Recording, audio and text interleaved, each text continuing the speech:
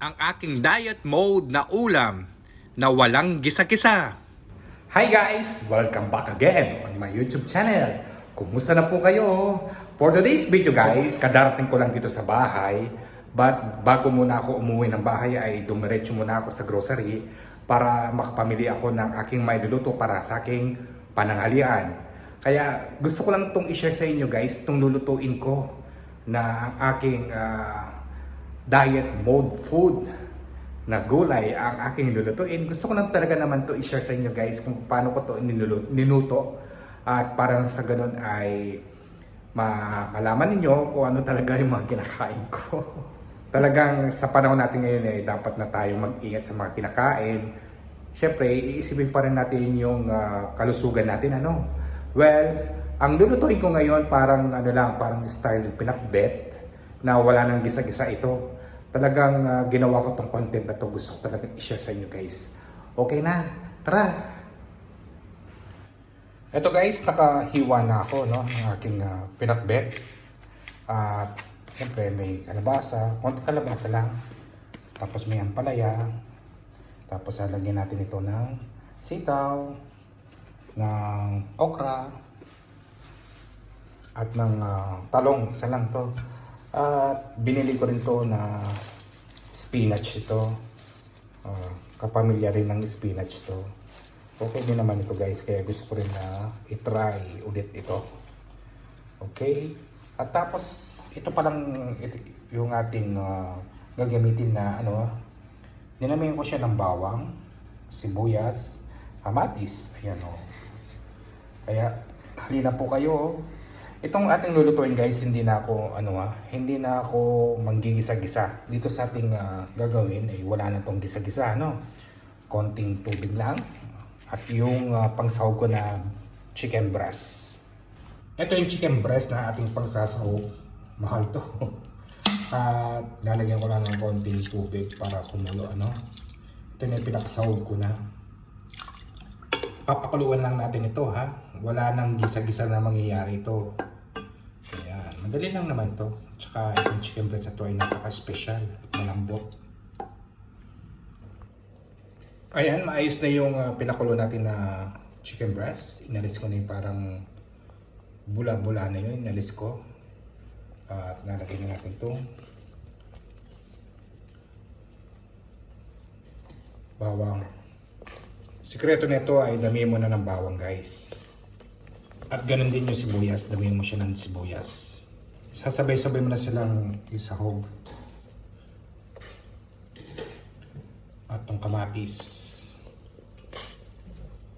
Sabay-sabay mo na silang ilagay. Tapos konting asin lang konting asin lang. Lagyan natin to ng paminta.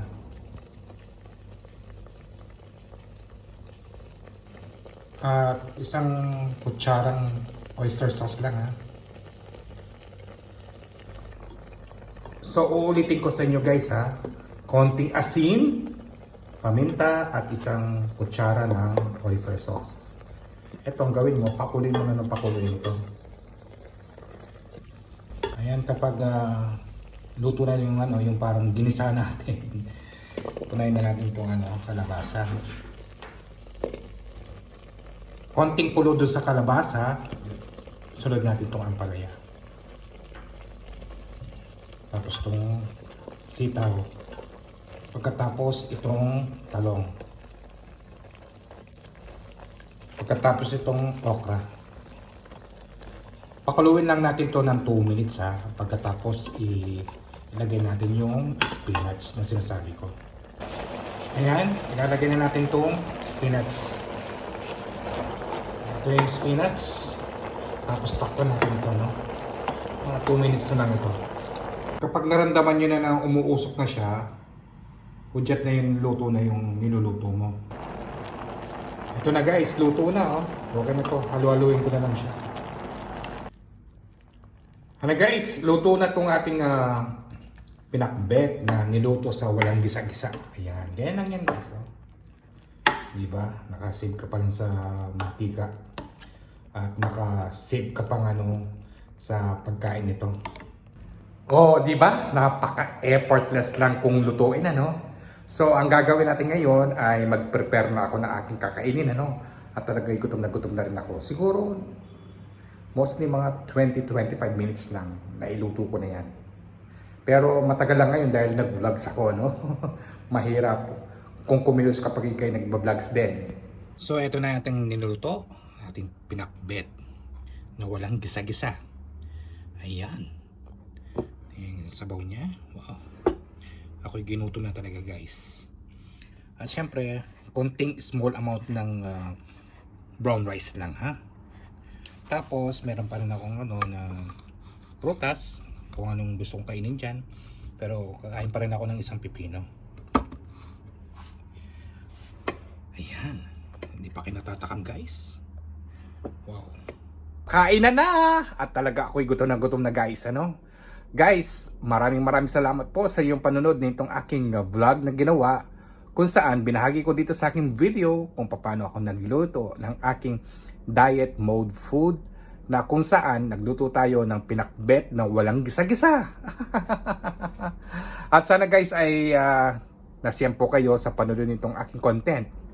Maraming salamat po.